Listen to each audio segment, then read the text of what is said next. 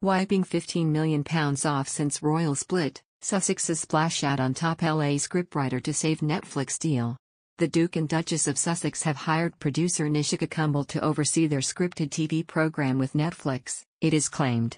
The new recruit was previously VP Development and Production at Hollywood actress Rashida Jones's La Train production. She also worked as a producer on the TV series Fargo.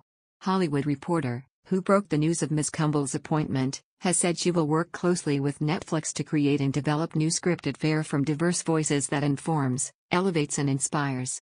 The new hire comes almost a year after Meghan and Harry first announced they had signed a deal with Netflix. In a statement, the Sussexes said, "Our focus will be on creating content that informs but also gives hope. As new parents, making inspirational family programming is also important to us." They added that Netflix's unprecedented reach will help us share impactful content that unlocks action. One of the couple's first projects with the streaming giant was announced last month, and will follow the adventures of a 12-year-old girl named Pearl. The series focuses on a 12-year-old heroine who finds inspiration in influential women from history. Few other details were released about the series, which is being co-produced by Elton John's husband David Furnish. The couple made the landmark decision last year to leave their royal life behind them in the UK and move across to the pond in a bid to live a financially independent life away from the monarchy. Since then they have spent a fortune on a host of new luxuries, such as a mansion in Montecito, an exclusive beachside neighborhood around 2 hours' drive north of Los Angeles. While they have managed to secure a string of lucrative deals with streaming giants such as Netflix and Spotify, Harry spoke out in March to Oprah Winfrey about how he was financially cut off from his family. This prompted a response from Prince Charles' spokesperson, who said, when the Clarence House financial accounts for the year were released in June, that the Sussexes received a substantial sum on their exit and that they were funded up to the summer of 2020. According to a royal commentator, Harry and Meghan have lost more than $22 million, £15.8 million, since leaving the royal family, before their deals were included.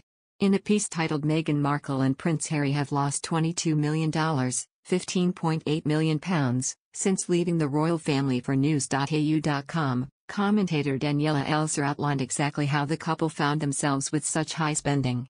She noted that the couple reportedly paid $19.6 million, £14 million, for their new compound that came replete with 2 saunas and a Japanese tea house next to a koi pond, something Ms. Elser described as just what every runaway prince needs.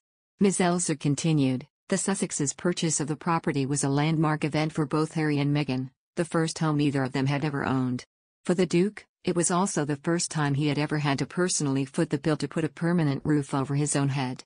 In Harry's first 35 years, up until Megxit, his living expenses had been pretty much looked after by the royal family, followed by the army, and then the royal family again. She then discussed the cost of Frogmore Cottage and the renovation work carried out on what is the Sussexes' official UK home.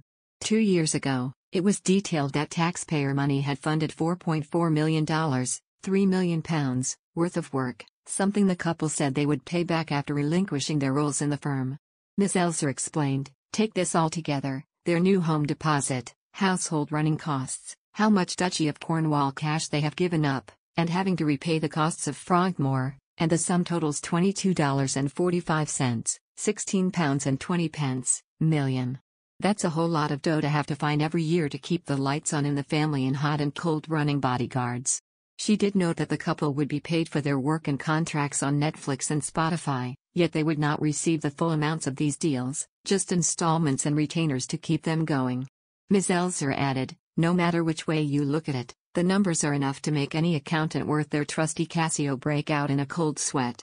Money can't buy us happiness, as the Sussexes' neighbor Katy Perry might sing, but it sure can help when you are trying to start a new life and look after your very own koi pond. To start a new life.